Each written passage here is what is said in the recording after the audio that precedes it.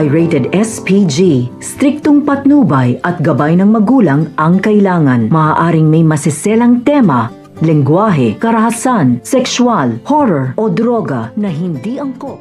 Matapos nga sabihin ng abogado ang last will and testament nito ni Lolo Pepe, ay gulat na gulat nga itong sila Dr. Nyag at si Giselle dahil hindi nga pinaminahan nga nito ni Lolo Pepe itong si Zoe. Kaya malakas naman nga ang kutob nga nito ni Giselle na may kinalaman nga itong si Zoe sa nangyari sa kanilang ama.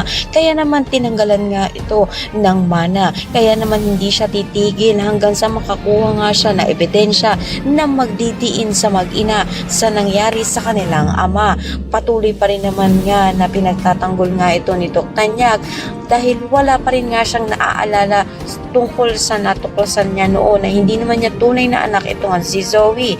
Sa kabilang banda naman nga ay nag-aalala na nga itong si Moira dahil kapag nga nagising nga itong si Lolo Pepe ay malaking posibilidad nga na sabihin nga nito ang ginawa nito nila sa kanya. Kaya naman kinakailangan magbakasyon muna nga raw sila nito ni Zoe upang maiwasan nga nila pag-isip nila.